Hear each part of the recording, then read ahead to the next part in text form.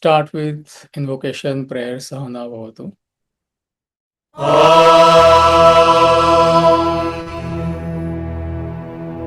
Sahana Bhavatu Sahanau Bhunaktu Saha Viryam Karavavahai Tejasvinavadhitamastu ma vidvishavahai. Om Shanti Shanti Shanti. Bhagavad Gita, chapter number 13. We'll chant verses 5 to 10.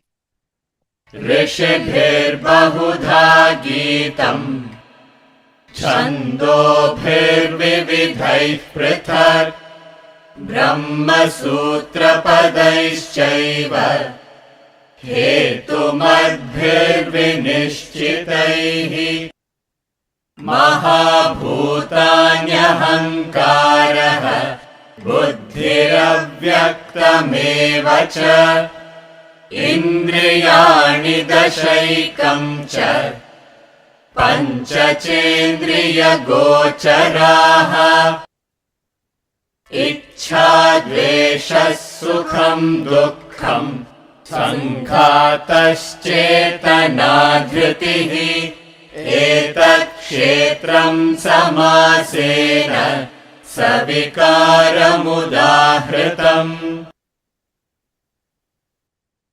Amanitvam Adambhitvam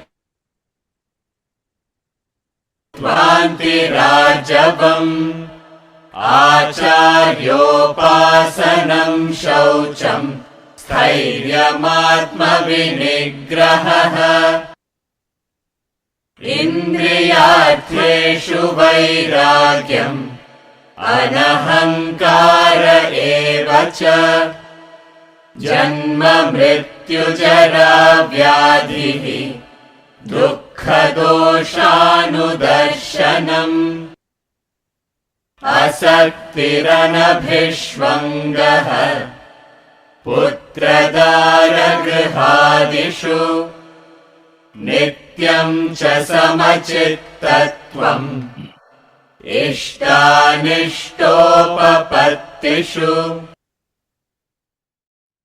So we are studying the 13th chapter of Bhagavad Gita,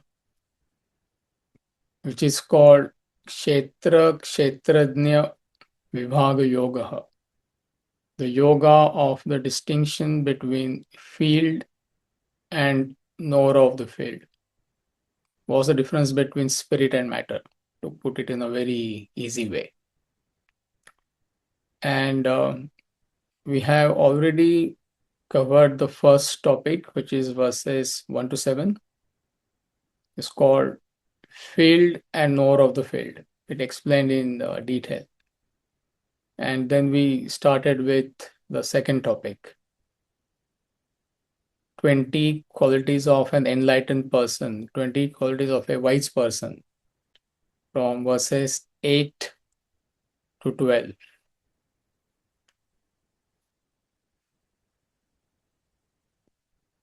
And we covered the first quality, which is humility, 2 weeks back, correct? So just to recap what we have covered in this topic so far.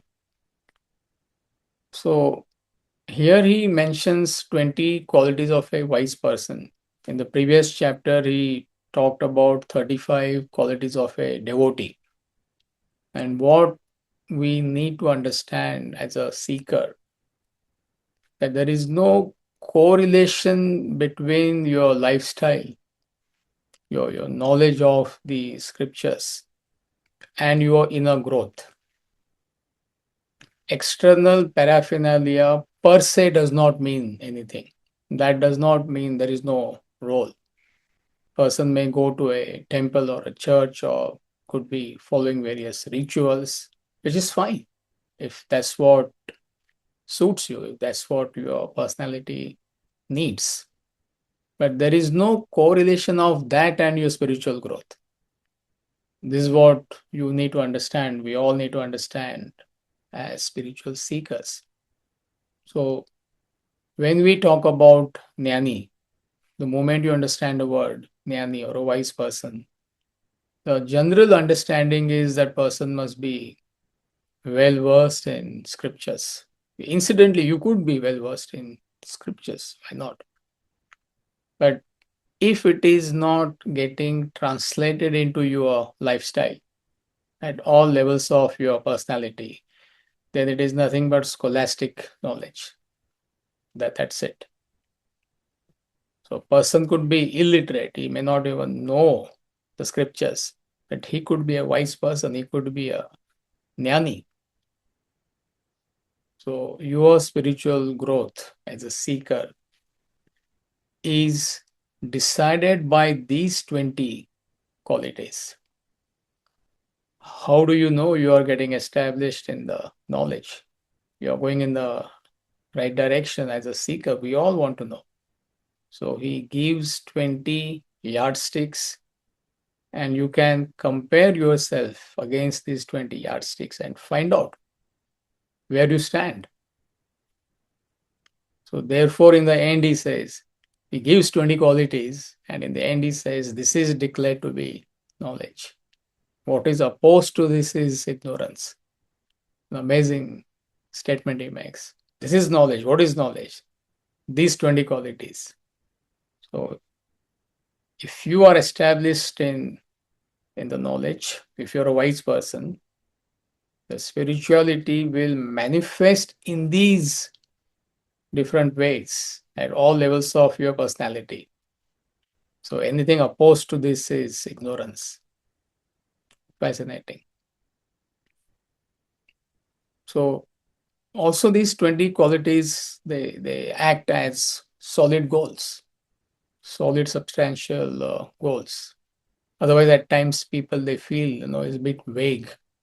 Study of scriptures is a bit abstract. Actually, it is not. It's too subtle.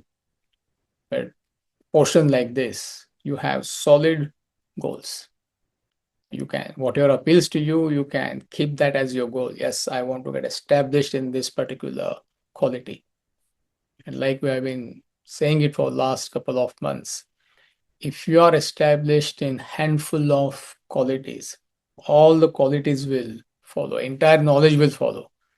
So you don't have to worry about, when will I get established in these 20 qualities. Looks quite daunting, isn't it? So don't worry. Anything which appeals to you, just grapple it. The entire knowledge has to follow. So they're interconnected. And then we covered the first quality, which is humility. We're just recapping. Amanitvam is the Sanskrit word. In English, it is called as humility. Vidya goes with Vinaya. Knowledge has to go hand in hand with humility. So if you have knowledge, automatically you become humble because you understand as a seeker that there is a long way to go. None of us know what is supreme reality. We may talk about it, we may discuss about it, but we don't have the subjective experience of that state. So till we reach that state, how can we not be humble? So automatically you understand, yes, I'm on the right path, but still I have to cover a lot of ground. So automatically you become humble. And humility applies in all facets of life, not only in the spiritual field. We are talking in the spiritual context, but otherwise also in any field in your own profession. Only when you are humble, you will grow. So the moment you feel you know, your growth stops, isn't it? And when you are humble, it calms your mind. So that is the correlation. If you're arrogant, then you have that feeling, I know. But when you are humble, automatically it calms your mind. And when your mind is calm, you are receptive to knowledge.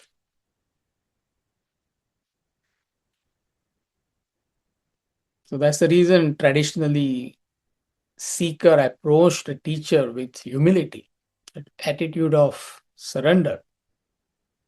And in fact, Guru gave knowledge only to such a seeker. He tested him whether he is humble enough, whether he is willing to surrender. Another point which we discussed was, opposite of humility is pride. So pride arises out of ignorance of higher values of life. What we are studying, the values given out by the scriptures, these are higher values of life. So when you are ignorant of these higher values, you quote lower values. You have black market value for what world has to offer, like name, fame, status, wealth. You may have all that, but have no value for it. You may be most powerful person, the most famous person, most wealthy person, but you have that spirit of dispassion towards whatever world offers you. But when you are ignorant, you have black market value, for example, wealth. And then you become arrogant. Oh, I have more wealth. So wealth per se has got nothing to do with that attitude of arrogance. Only if you're ignorant, you will feel proud. Oh, I have more wealth. I have more knowledge. So in that context, we are using the word pride. So the pride arises out of ignorance of the higher values of life.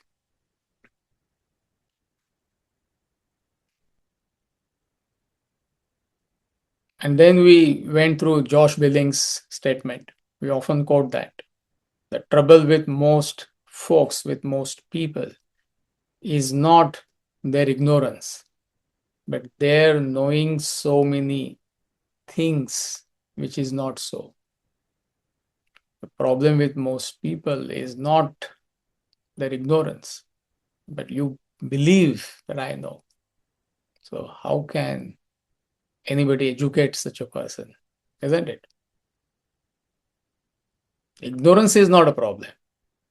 If I'm ignorant, if I'm aware of my ignorance, any faith, knowledge will come to me, or I will approach the knowledge. But if I feel I know, what can anybody do? You will remain ignorant.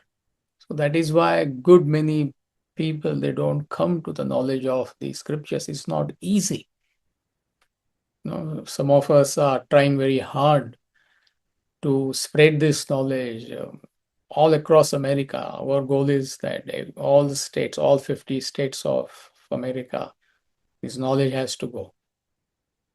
It's a very noble mission, but it's not easy. Why it is not easy? Because a person has to have that attitude that I don't know.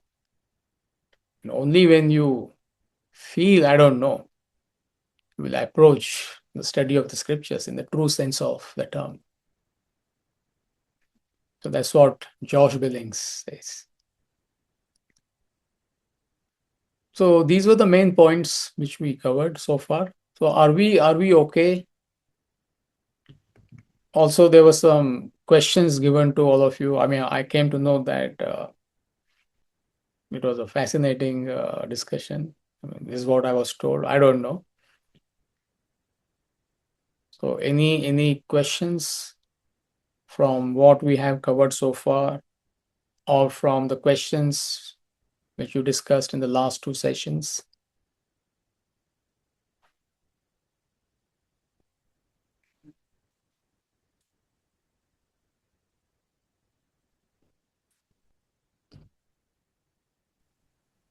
Is deep sleep equivalent to ignorance? Is deep sleep equivalent to ignorant? Ignorant.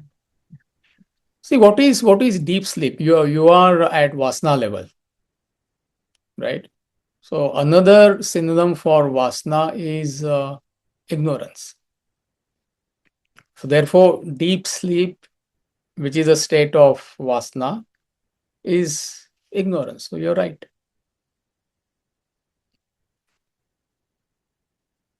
Deep sleep per se, if you say ignorance is not a correct, it's not a wrong statement, but you need to understand what it means. Vasana. So the moment vasanas are created, it means ignorance is created. So another word which we use is non-apprehension. All these are synonyms. Throughout, you will keep on hearing these terms. So therefore, I am giving you another word. So non-apprehension. One is apprehension of the supreme reality, which is a state of self-realization. None of us are at that state, in that state. So the moment you do not apprehend supreme reality, that is non-apprehension of supreme reality. So non-apprehension of supreme reality is vasana, is ignorance, is deep sleep.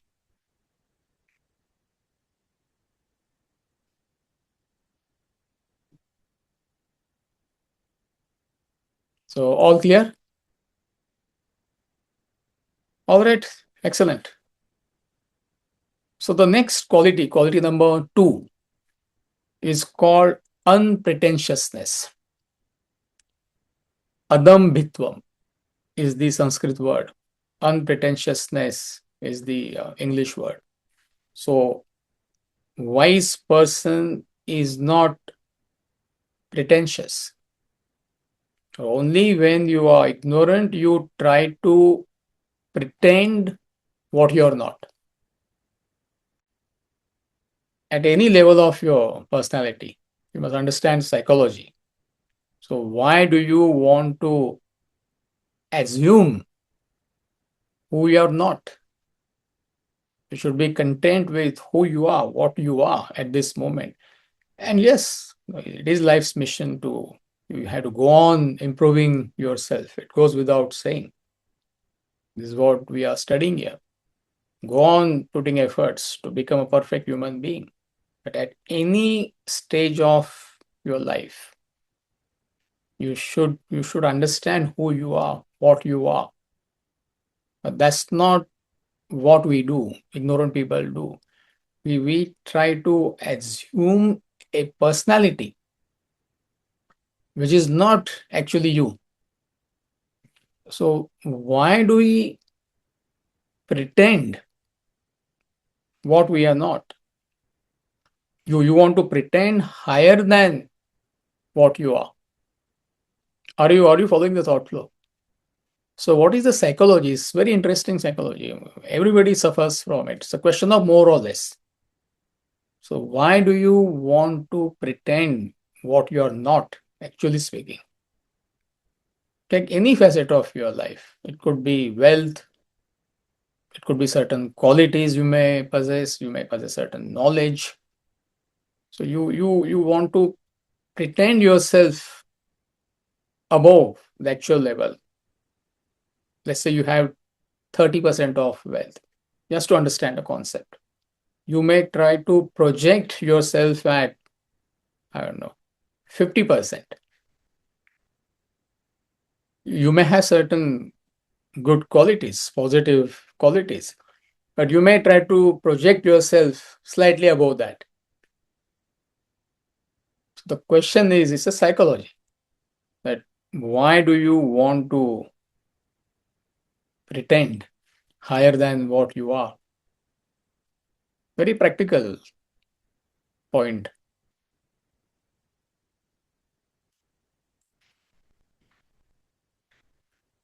There's no high philosophy involved in it. Simple grassroots level psychology. We depends on others' opinion. Mm-hmm.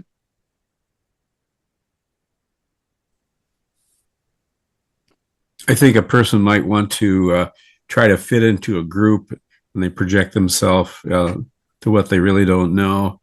But, the group really knows if you're part of that or not. Good. Both are very good points. So it is. Mm-hmm. Fear of rejection. For what?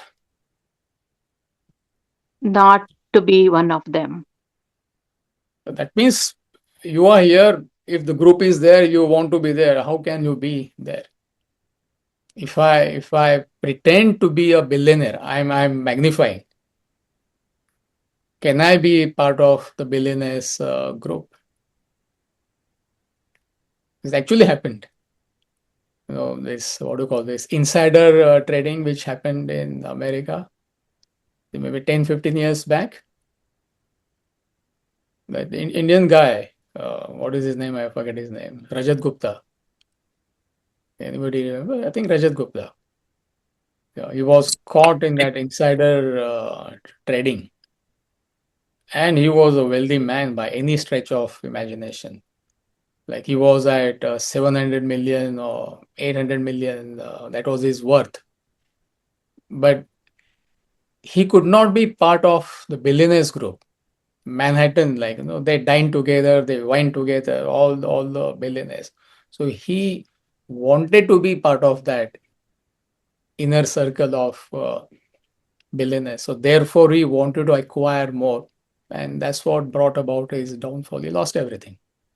With You want different to environment. pretend higher than you are not. Billionaires do they not know? How can you assume money? I mean, you can pretend other things, but you can't pretend you have money, isn't it? So it's interesting psychology. So it's a good answer. I was going to say, when you put yourself in a different environment, that brings a different personality from you. I'm not sure if that's pretentious, but Sorry, say that again. I missed it.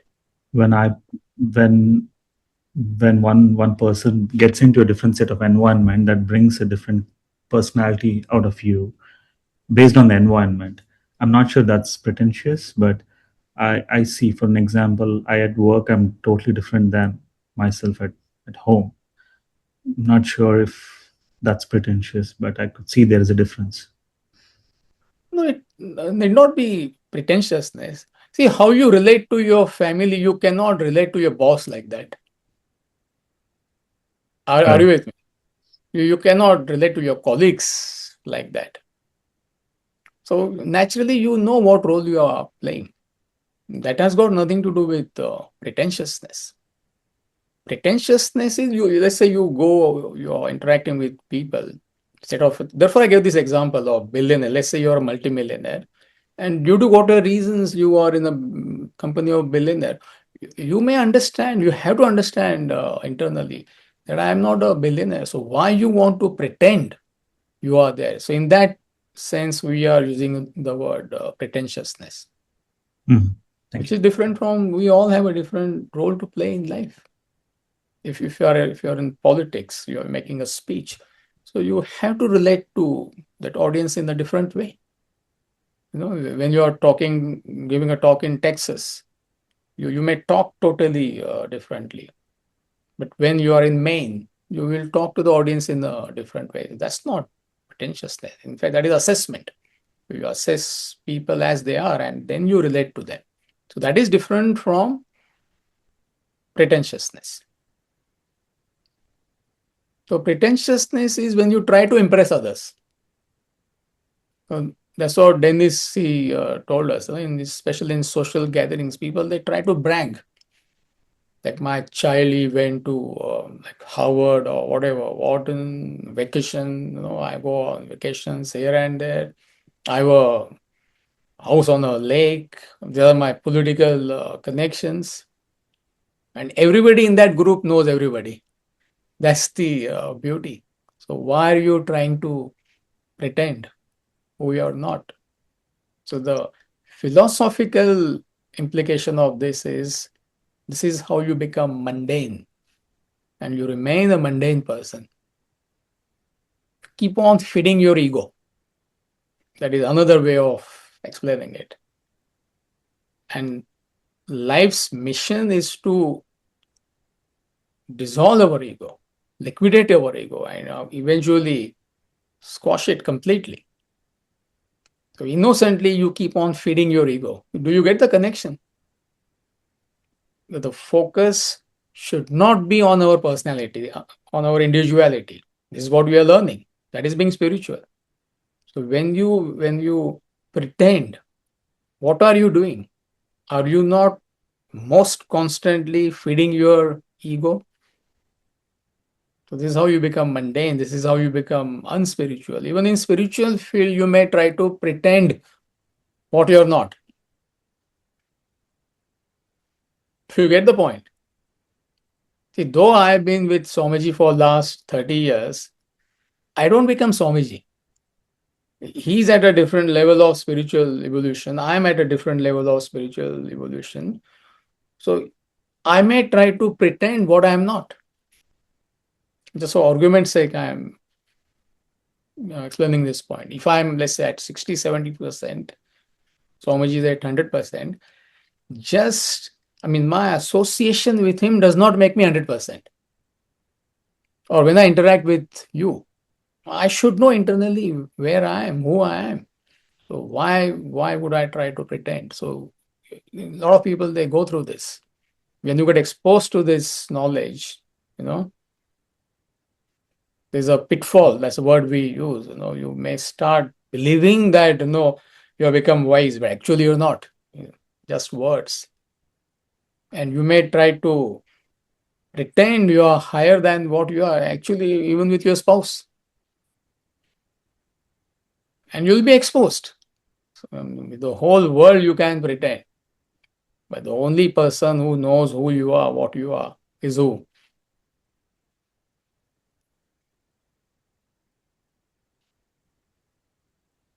It's so difficult. Yourself, Ourselves. ourself. I've already given the answer. Your wife. Your wife, your husband. How can you pretend? How long you can pretend? 24/7, 365 days in a year, can you pretend? 1 week, 2 weeks, 3 weeks. At some stage, you will yell at her, scream at her, whatever, I'm magnifying, don't take it literally. How about 2 seconds? You're exposed. Correct. So what is the solution? So assess yourself at all levels of your personality. It's a very simple solution. Wealth, if you're at 20%, understand you're at 20%. Somebody puts you at 80%, you don't become 80%. Somebody brings you down to 5%, you don't become 5%. Yeah, this is my wealth at this moment. This is my knowledge in your own profession. Somebody may criticize you, why are you worried unnecessarily? Somebody may put you on a pedestal. You don't become that. You don't become 80% if you're at 20%. Health level, you may have, all of us have strengths, positive qualities. So somebody puts you on a pedestal, you're like an angel. Maybe yes, I'm an angel in the making, but I'm not an angel yet. So why unnecessarily get carried away?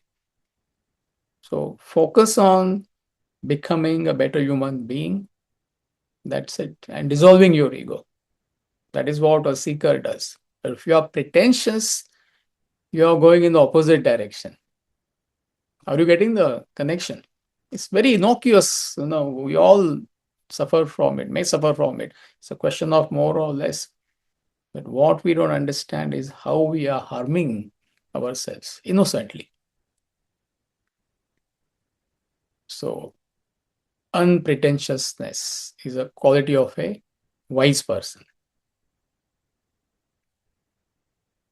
Next quality number 3, Ahimsa, harmlessness.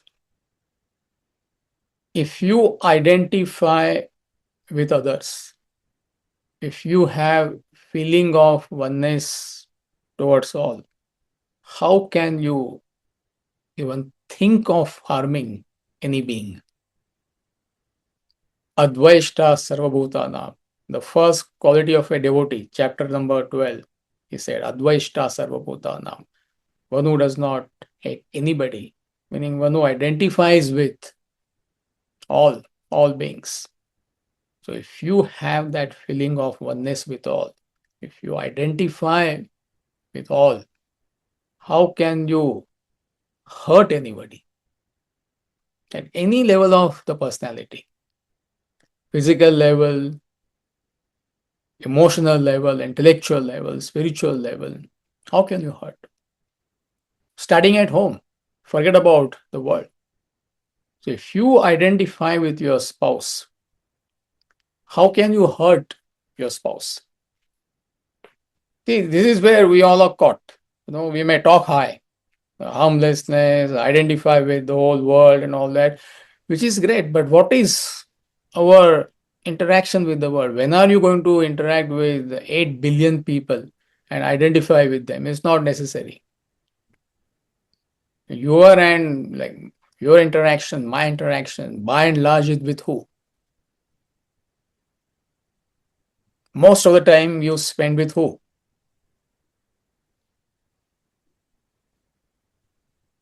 Spouse. Your spouse. So your world is spouse, so spouse is your world. So how can you hurt your spouse? If you genuinely identify with him or her at any level of her personality. So therefore, ahimsa, harmlessness, is a feeling of identification with all. But it is often misunderstood with this quality, especially by Indians. I don't think Americans will have any problems. 99.99% Indians, they have misunderstood this quality. Though it is mentioned in Bhagavad Gita, hardly any Indian understands this. So therefore, as a race, we have become passive. Look at the history of India. It's not difficult. For 1,200 years, we were ruled. People came from all parts of the world, and whatever they wanted, they just walked away with that. The one quality being misunderstood, ahimsa. How can I harm others? So it is the intention behind the action that matters. If you understand this one sentence, your life will be very clear. It is intention behind the action that matters, not the action. And we go by the action. So how can I hurt him? How can I hurt her? Of course, you should not. How can you? But it is the intention behind the action that matters. And that's the very backdrop of Bhagavad Gita. Same Krishna tells Arjuna in chapter 1 and chapter 2, you have to fight a war. That is Arjuna's problem. That how can I fight against my own cousins, against my own friends who are in the enemy camp? So it was the battle between righteousness and unrighteousness. Don't forget that. So Arjuna represented righteousness, and Kauravas, the negative lord, they represented unrighteousness. So it was a clash between ideologies. Righteousness was fighting unrighteousness. So Krishna says, pick up your weapons, man, fight. As a soldier, you have to fight. And when he picks up the weapons and he's about to shoot, he says ahimsa, harmlessness. You get the confusion. Actually, it's not. It's very simple. It is the intention behind the action that matters, not the action. He is magnifying. You and I are not going to fight a war. War could be in day-to-day life. So it is the intention behind the action that matters. How can I hurt him? How can I hurt her? Of course, you should not. But what is your intention behind it? We often give example of Kenneth Anderson. He was can't use the word hunter. During his young days, he was a hunter, yes. But then later on, he became a great nature lover. He was an Englishman who was born and brought up in India.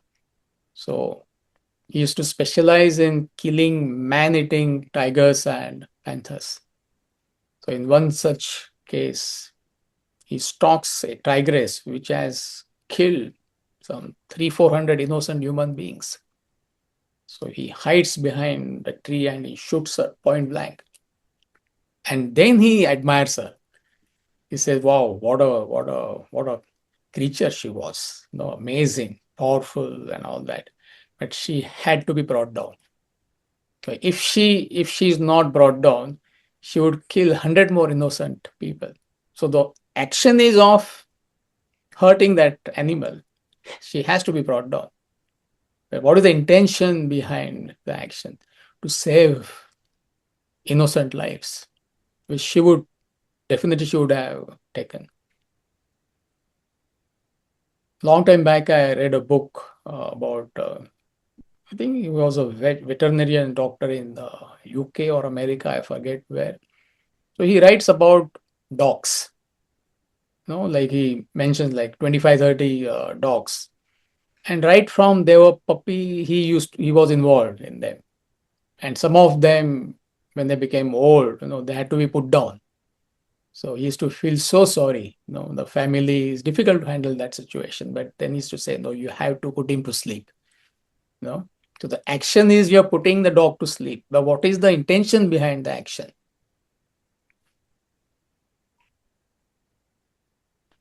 Do you get the point? It's quite simple concept. The intention is, somebody may say, wow, how can you give him the injection? You're going to put him to sleep. Killing in layman's language. But what is the intention behind the action? Not let suffer the dog go through the pain. Identification. To end his suffering. So it's the intention behind that matters. Now you apply this principle in day-to-day life. Even in your workplace, there might be people who are very aggressive, who are trying to bring about your downfall, or there is manipulation and politics and whatnot. So how can you not fight it? You have to, if you have intellect. If you have a mind, you will be victimized. So though you are dealing with that situation, your intention is not to harm anybody at any level of their personality. They may get harmed. They may get emotionally hurt, or sometimes you may have to take strict decisions in life. Somebody who is not coming on time, who is not punctual, and if you're head of the department, you may give him or her a warning. But at the end of the day, to maintain discipline in the whole office, you have to terminate that person. And that person may get hurt or whatever, but it's the intention. What is the intention behind that action? So I'm giving you very practical examples. sometimes you might not get a chance to understand the intention. Like there's So not that's always not the point. You're talking about just ourselves, right? You are head of the department and you have to deal with a situation where a person is not punctual at all. So to maintain discipline in the office, you may have to get rid of him. So now, aren't we now judging on the action because they're not punctual, but we are not understanding their version of their intention? No, you have tried your level best to find out. You don't start off by firing the person. Hey, you have been coming late for 1 month, I fired you. No. How can you do that? You genuinely try to identify with the person. But in spite of that, it continues. So then you have no option but to terminate that person. I'm giving you a simple example. Don't unnecessarily complicate. So it's your intention behind the action that matters. Don't worry about what will he think about me, what will happen and all. I mean, you can't. You have tried your level best. The same thing Hamlet tells us. He's going to talk to his mother. It is in Act 3 and Scene 2. I repeat, Shakespeare's play Hamlet, Act 3, Scene 2. So Hamlet is going to his mother's room and he's telling himself, I will speak daggers to her, but use none. I will speak daggers to her, sword. I will speak daggers to her, but use none. So that woman has lost her senses completely. Hamlet's uncle, he kills Hamlet's father and marries his mother. This is how the play starts. Within a month, he can't understand Hamlet. How can this lady not understand that he's an unrighteous guy? So I'm going to explain to her. Maybe I'm going to scream at her, how can wake up? So I will speak daggers to her, but use none. The intention is to put some sense into the lady.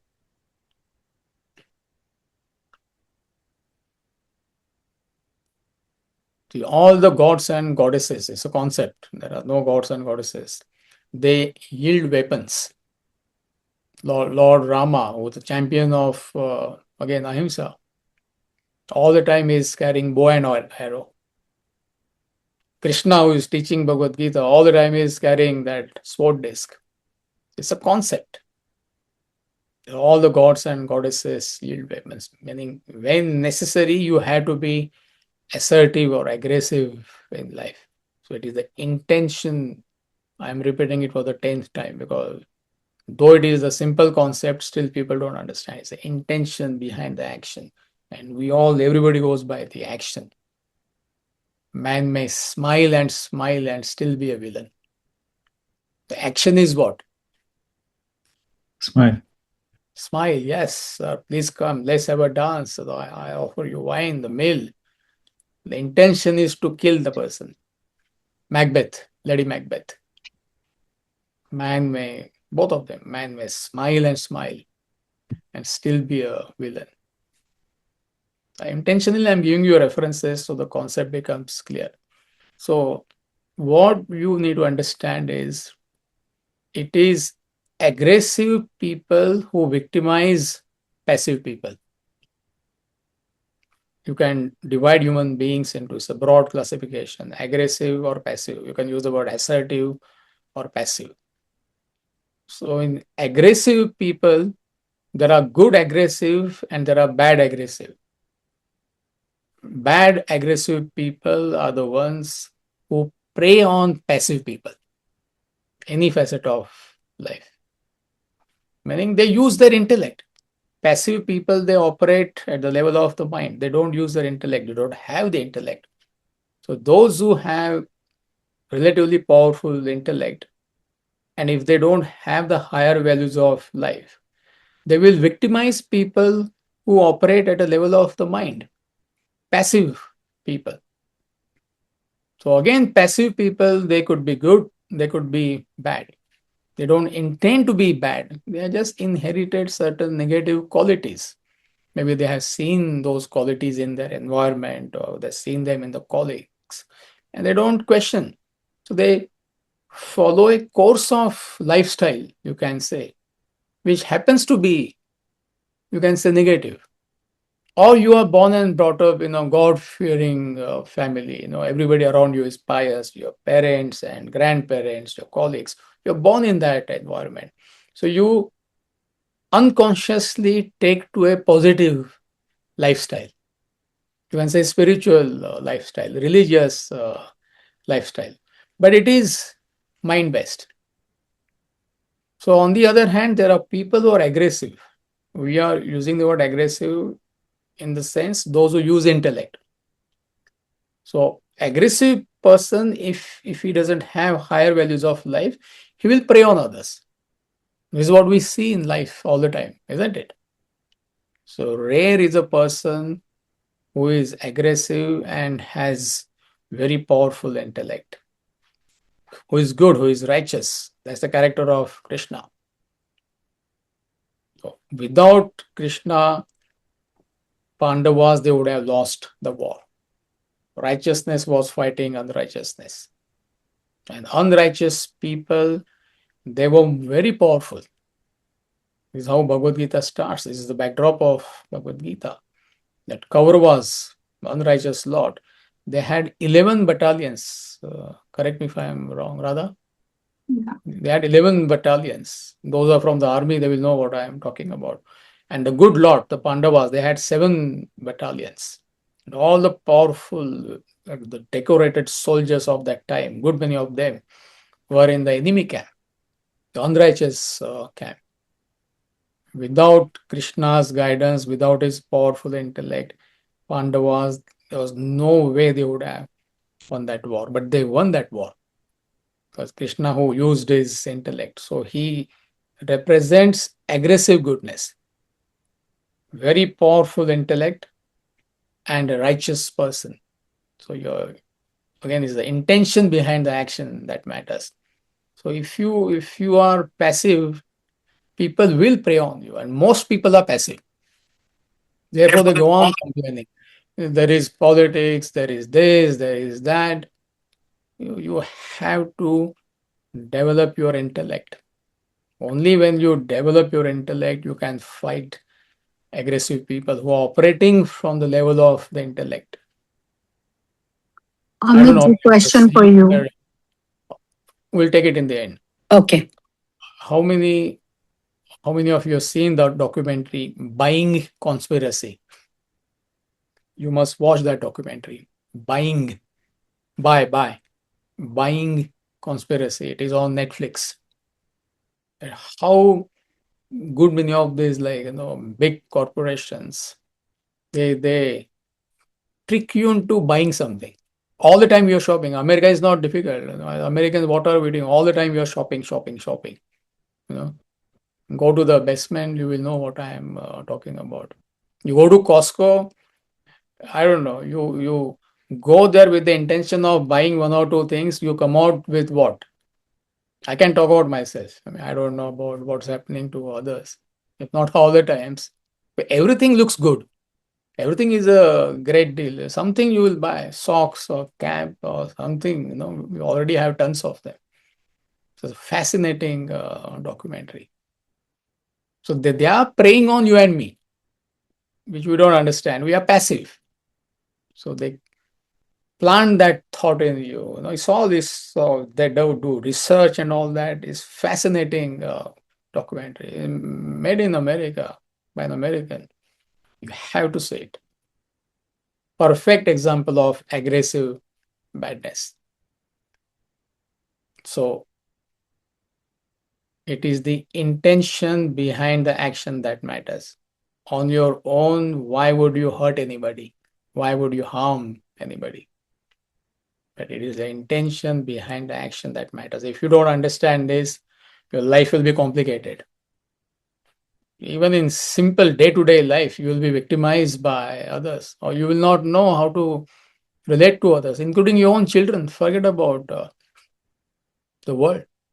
Even your own spouse, you will not know how to relate to him or her. When it comes to acting on your convictions, you will go by, how can I hurt him? How can I hurt her? So it's the intention. I am repeating it, I don't know, for the 20th time. It is the intention behind the action that matters. But on your own, how can you entertain a thought of hurting anybody? See, this is the quality which you have to discuss on your own. That is why we have provided this discussion forums. I can't explain beyond a point. Already I am repeating myself. You see the limitations of explanation. But if you understand, you understand. Like Bhagavad Gita says, Yaha pashyati saha pashyati. It's a fascinating term they use in Bhagavad Gita. One who sees it, sees it. You can't explain it to anybody. 1 + 1 is what? I know it's a stupid question. 1 + 1 is what? 2. I mean, is it not obvious? But also it looks logical. 1, you put another 1 to that, 11. Now, how can you argue with a person who says 1 + 1 is 11? Now, for him, it looks logical. I mean, it's simple mathematics. So similarly, either you understand the quality of Ahimsa or you don't understand. Nobody can explain it to you. So therefore, I'm giving you that line. It's the intention behind the action that matters. So discuss it on Wednesdays or Thursdays whenever you have these discussion forums. Yeah, somebody had a question. Is it it's about this quality?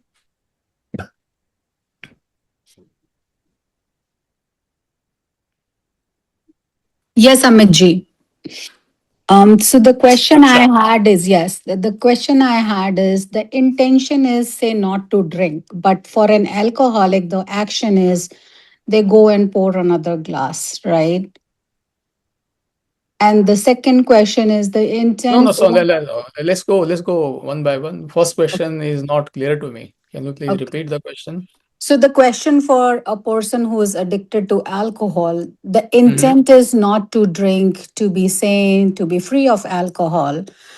But unfortunately, the addiction is such that they go to pour another glass, empty another bottle.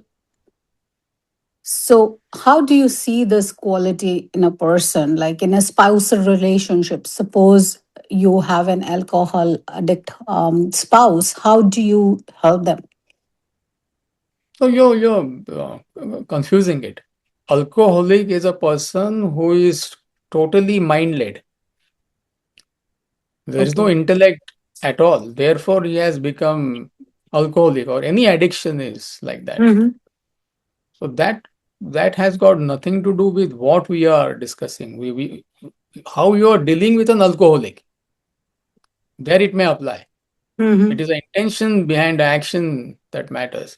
So you may scream at him, yell at him, I mean, using your intellect, or you may try to help him, or he may protest, or you may, I don't know, remove all the bottles from the house and get rid of them, and he may create a scene in the house. Why did you had spent thousands of dollars on Blue Label? How could you know get rid of these bottles? It might be a scene. You might create a scene at home. It's the intention behind the action that matters. So that's the context we are discussing. So we are mixing two different things here. Okay. Yeah. What is the second question now? And the second question is again in a spousal relationship. Your intent is to be kind to your spouse, right? But Correct. your actions and your words are so hurtful that it makes you rethink your decision all the time. Now, how is it possible? I don't understand. Your intention is to be kind, and you end up fighting with him. Yes, Don't take it no, literally. yeah. It's not possible. See, mind takes over. Nobody, provided it is a normal relationship. You Mm-hmm. genuinely love your spouse, and then when mind takes over, I mean, whatever happens, you may get into arguments and all that. So your spouse has to understand it is her intention behind the action that matter. Though she fights with me all the time, but she loves me. You get the point. Mm-hmm. Intention is not to hurt her, but you end up hurting her. So any person who is matured, he will understand that though she screams at me whenever, once in a while, that's her intention is not to scream at me. Maybe she loses her cool. Yeah. But the quality is subjective. You're mixing with other person. What is your intention behind the action? Forget about another person. Okay. You may scream at your spouse for whatever reasons. So you're drinking too much, and your spouse may get hurt. It's okay. Mm-hmm. Intention is to help him or her. Okay. So should not chicken out unnecessarily. What will happen?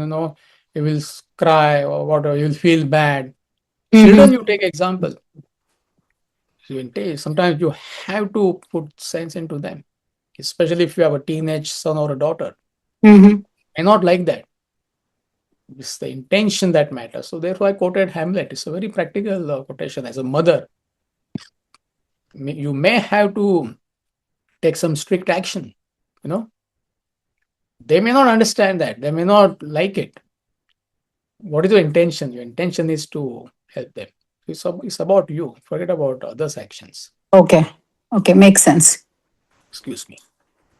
So here we are not talking about the intention of the other person. Here you're talking about your intention. So, like in the case of alcoholic, the example that I gave you, you're Right. saying my intention, if my intention is to help them, then I would go from that angle to help them. Then my action would be helpful versus demeaning. Is that correct? See, as long as you genuinely care for that person, the modus operandi does not matter. So we can't get into the modus operandi. It could be whatever. You may snatch the glass from him, or you may, like scream at him, or whatever it may be. It may look so. What are you doing? What is the intention behind the action? How you deal with that situation is a matter of detail that cannot be discussed. I'm like, if you understand this one beautiful point, what is my intention? My intention is to help the person. Forget about action. That does not mean you do some indiscriminate action without thinking. Though you may mean well, use your intellect. Excuse me. Okay. Thank you very much.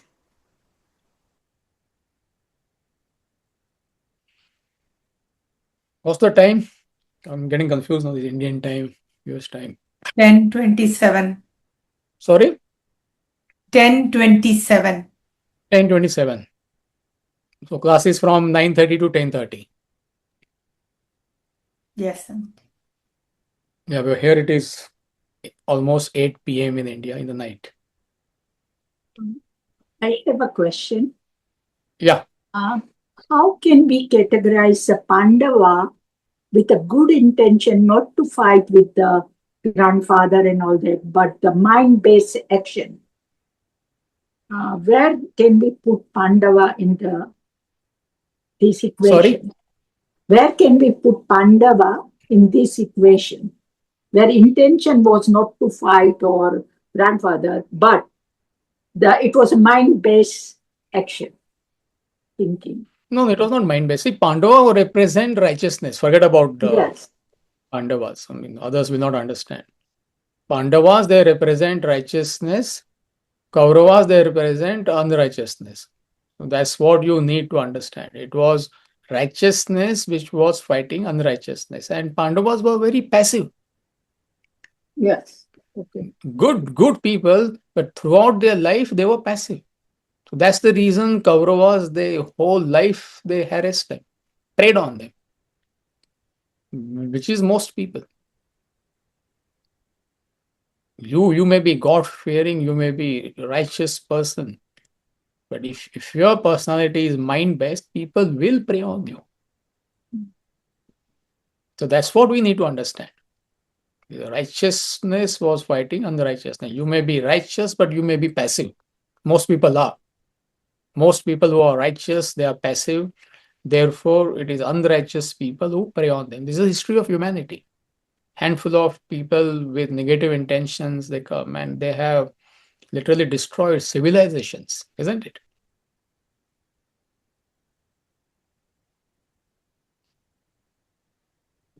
Are you okay?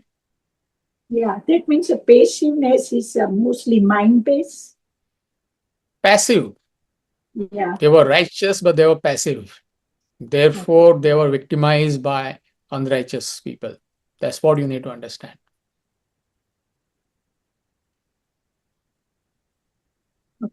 Okay, thank you.